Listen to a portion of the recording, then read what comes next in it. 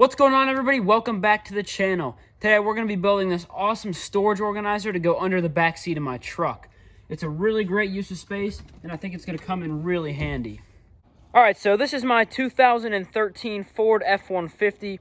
I absolutely love this truck. I love the way it looks, I love the way it drives, and it is super practical for doing the woodworking. So this is what we're going to be building the little backseat storage area for. And this is the back seat.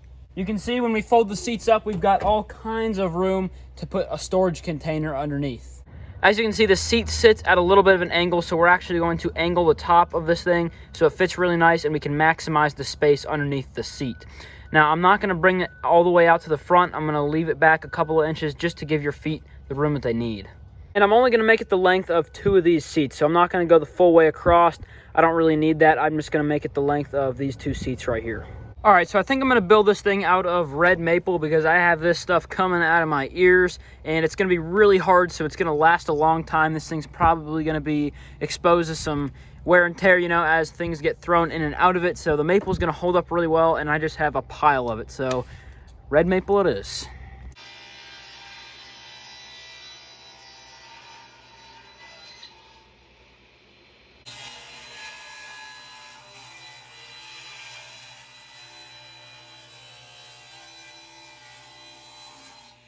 All right, so basically what we're building is a long trough with an angled top. So obviously you can see I've got an end here and an end up here, and I'm going to use these 2 squares of wood for that.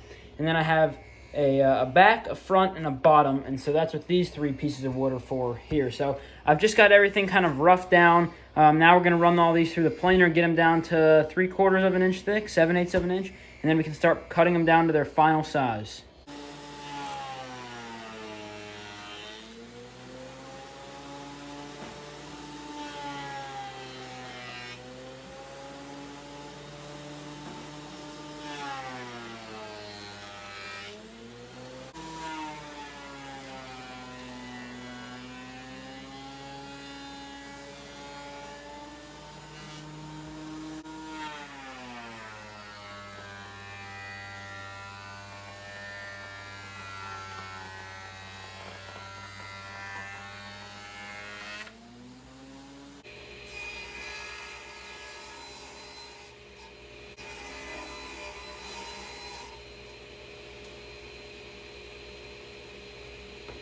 So you can see on my little drawing here, the bottom has to be 10 inches across, the front has to be 8 inches tall, and the back has to be 5 inches tall. I don't know the angle of that seat. I don't have an angle gauge, and it'd be really hard to get the angles. So basically what I did is got my 10 inches here, I marked 8 inches up, marked 5 inches up, connected the dots. So I still don't know what angle that is, but I'm going to get my miter gauge out for the table saw and just start playing around with it. And then once I get the angle, I'll make the cut. I'll cut the other one the same, and then we'll know exactly how much we need to cut these 2 pieces, because I want it all to line up and I want it to look good. So you can see how it's kind of coming together here. Here's those ends, and I determined that it is a 17-degree angle. So that's how we will bevel the blade to make these cuts here so it all matches and everything. But it's going to come together really, really nice. This is going to be my bottom here. These are my ends, obviously. We have the sides here, so it's going to come together pretty nice.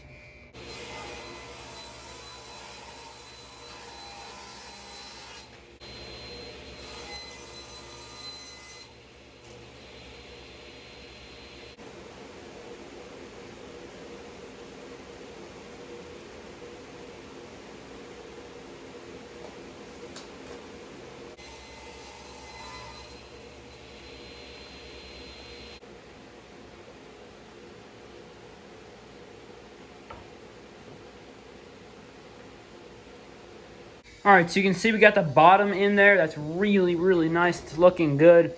So now that we know that this is 18 degrees, we can go ahead and cut the front and the back pieces.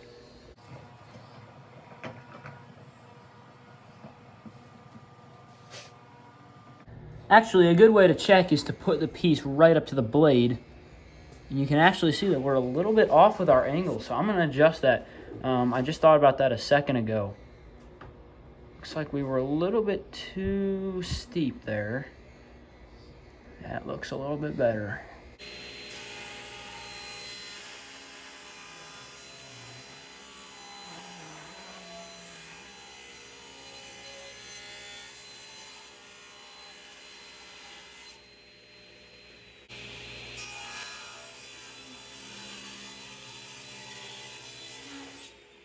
All right, this thing is not looking too shabby. I really like the heftiness of it. I left the walls on the sides here 3/4 of an inch and 1 inch on the ends. To attach these ends here, I'm going to make some, drill some pocket holes underneath the bottom going into the end pieces here and here.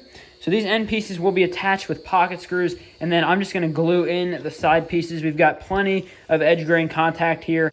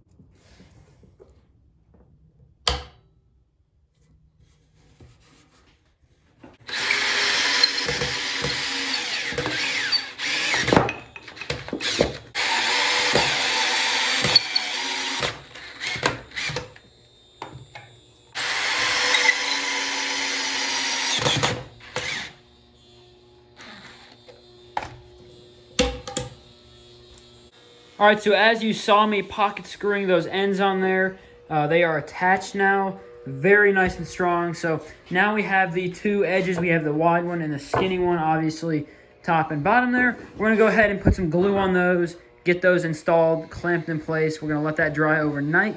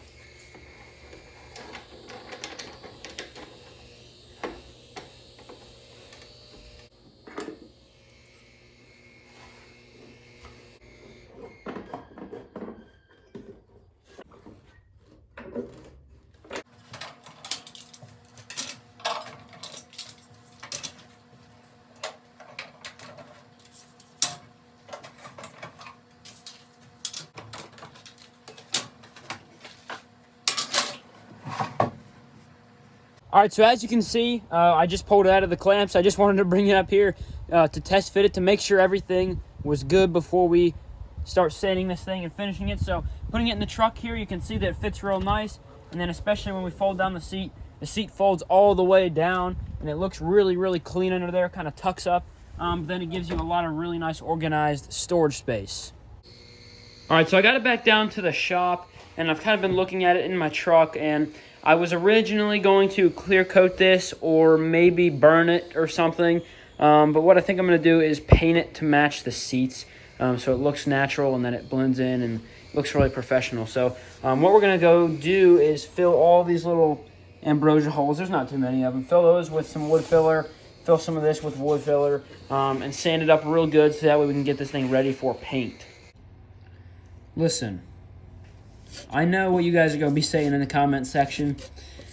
I shouldn't be painting this ambrosia red maple. Well, you know, as much as I would love to leave it natural, I got this stuff coming out of my ears, and so I don't really feel bad about painting it.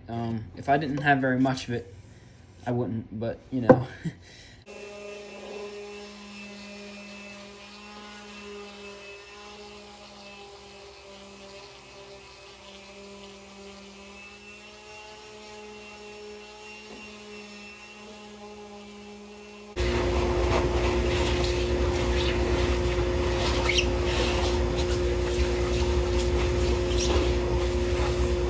All right, you can see that I've got it all sanded up. Now we need to go get some spray paint that matches the interior of my truck. I got it all the way up to 220 grit, so it's going to take a paint really well. All right, so here's the stuff that I got. I'm going to be painting this thing outside because I'd rather not get all kinds of sawdust in the paint while it's drying.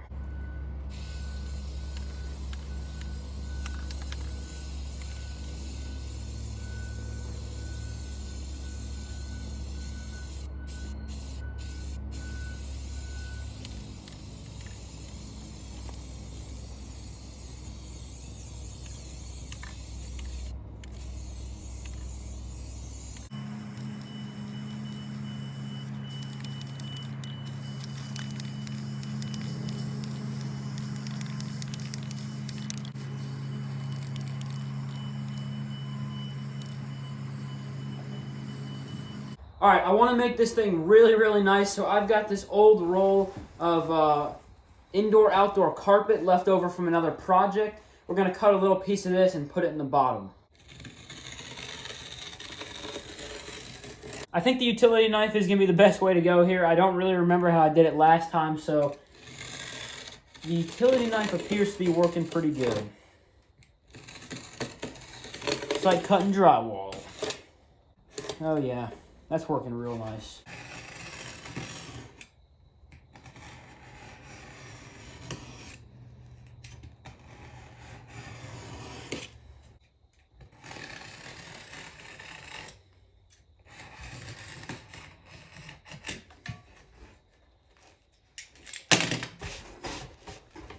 All right, drop it in now. See how it fits. Oh, it's perfect. I love it. All right, so now we got to figure out how we're going to attach the carpet. All right, so I've been trying to think of some really fancy ways to attach the carpet into the bottom of our little organizer, and I thought about using contact cement or something like that, epoxy, and then I was like, ah, heck with that, I got the staple gun.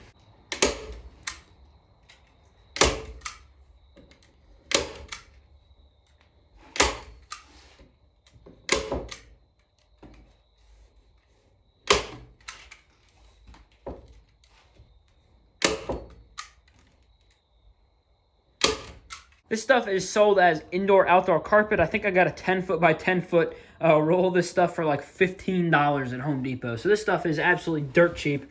And you can see those staples really, really hide away nicely down in there. You can barely even see them. So that's going to be really good. And if I ever want to replace it or something, I can get it out of there a lot easier than if I used contact cement.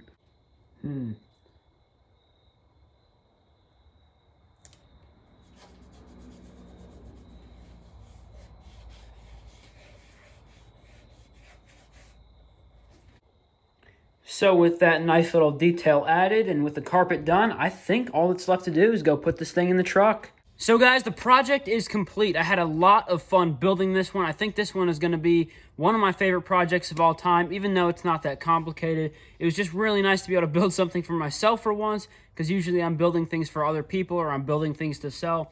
But it was really nice to be able to use my talents and skills to build something for myself that I think is going to come in really handy down the road. Ever since I got this truck a couple of months ago, I've wanted to do something with this backseat space because there is quite a bit of room under there, and since the seats fold up, it makes it really convenient. Anyway, like you guys saw, the seats fold up, and you have complete access to everything inside, which I think is super nice. If you guys are not already subscribed to the channel, make sure that you go ahead and get subscribed. Hopefully I'll have a video for you next week. I know it's been quite a long time since I uploaded. I've just been super busy doing craft shows and some custom orders and things. But hopefully I'll have a video for you next week. So make sure you go ahead and get subscribed. Also be sure to hit that notification bell so you get notified whenever I post a new video. Lastly, make sure you go ahead and follow me on Instagram. I post a lot of behind-the-scenes stuff on Instagram and stuff that doesn't get put up on my YouTube channel. So definitely be sure to go and check out my Instagram. I'll see you guys next week.